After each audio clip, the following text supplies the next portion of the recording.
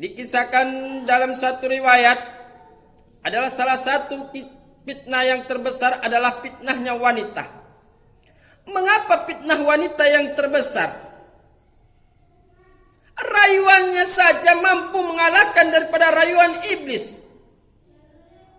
Ingatkah ketika Allah Subhanahu wa taala memberikan daripada Adam tempat di dalam surganya Allah, tanahnya subur, berbagai macam buah-buahan disediakan oleh Allah Subhanahu wa taala, kesejatannya, airnya begitu sangat lezat dan dingin.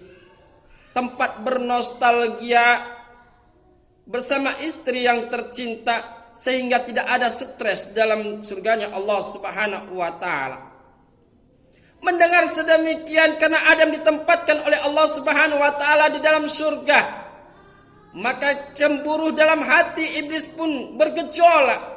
Bagaimanapun caranya, maka Adam dan Hawa harus angkat kaki daripada surganya Allah Subhanahu wa taala. Hanya satu saja larangan daripada Allah Subhanahu wa taala kepada Adam. Jangan mendekati daripada sajaratul khuldi. Itulah larangan Allah Subhanahu wa taala. Maka iblis pun memasang perangkapnya merayu Adam. Wahai Adam, di dalam surganya Allah Subhanahu wa taala ada namanya sajaratul khuldi. Bentuk buahnya begitu indah, bagus. Rasanya begitu manis, lezat dan nikmat. Kalau seandainya kalian berdua memakan daripada buah khuldi itu, maka kalian akan terkekal dalam surganya Allah Subhanahu wa taala. Kalian akan bernostalgia dalam surganya Allah selama-lamanya. Maka pun berkata kepada iblis, wahai iblis, itu kan buah yang dilarang oleh Allah Subhanahu wa taala kepadaku. Aku tidak boleh mendekatinya, bahkan memakan daripada buah itu. Kalau seandainya aku makan, wahai iblis, Allah Subhanahu wa taala akan murka kepadaku dan aku akan diusir oleh Allah dalam surganya ini. Maka ketika mendengarkan jawaban daripada Adam alaihissalam, iblis pun hancur lululah hatinya. Tapi iblis tidak putus asa. Maka melalui lisan daripada Hawa, dijaringlah Adam, dirayuhlah Adam, sehingga Adam pun tak mampu berkutik kembali. Maka Hawa pun berkata, wahai kakanda, suamiku yang tercinta, aku ingin kali buah itu. Bentuknya begitu indah, rasanya mungkin manis semanis bibirku. Aku menginginkan itu, wahai ayah kakanda. Ambilkanlah untuk wahai kakanda. Melihat rengekan rayuan daripada Hawa, Adam pun luluh hatinya.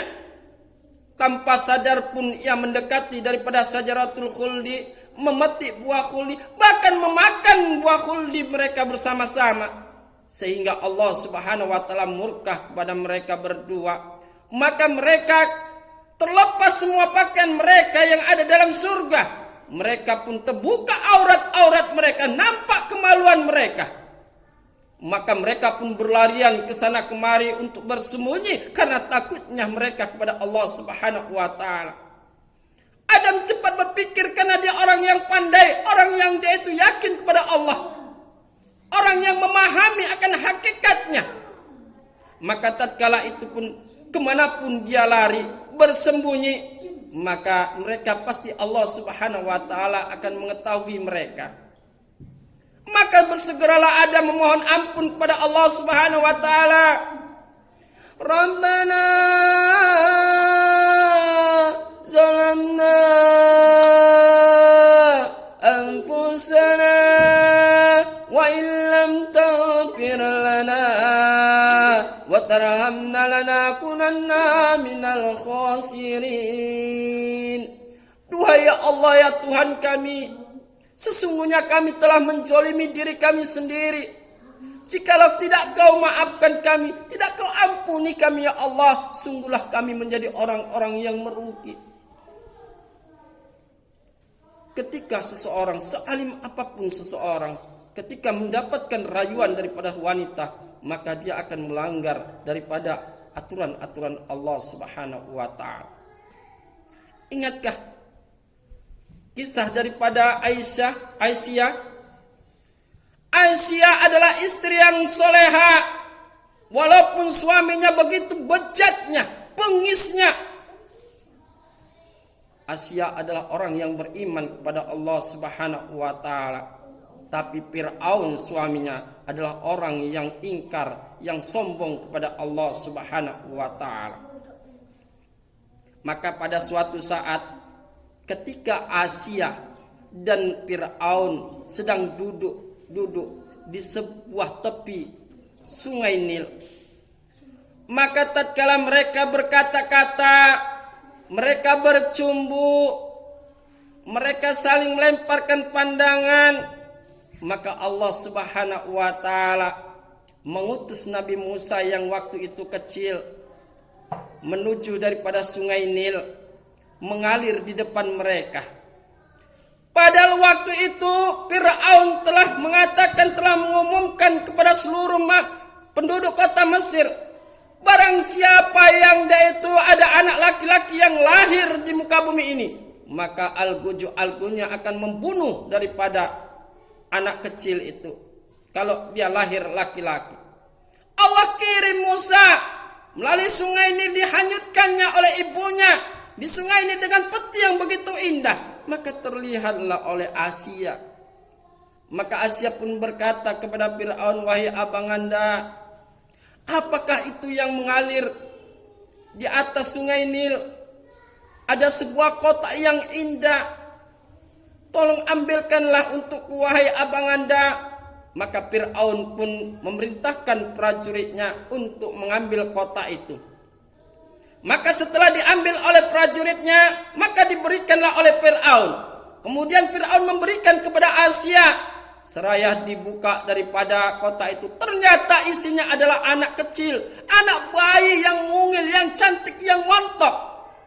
Maka tersemsemlah Aisyah melihat daripada Nabi Musa alaihissalam, anak kecil yang begitu dahsyat, keindahan montoknya sehingga terpaut hatinya. Maka begitu melihat anak itu adalah laki-laki, maka Fir'aun pun lompat daripada tempat duduknya.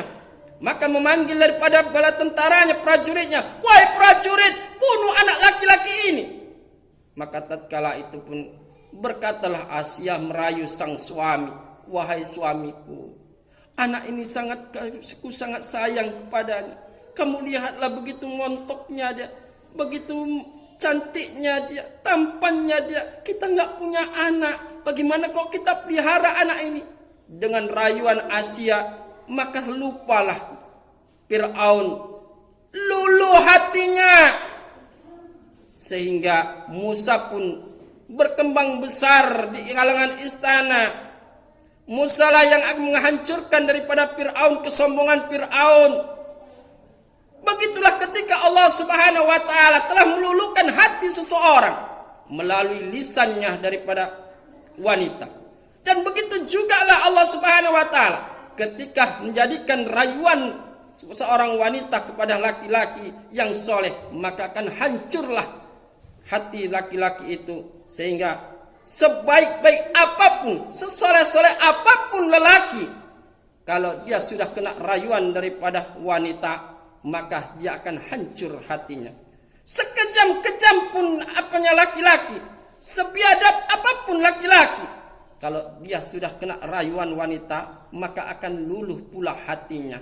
Itulah rayuan wanita yang mampu mengalahkan rayuan iblis, laknatullah.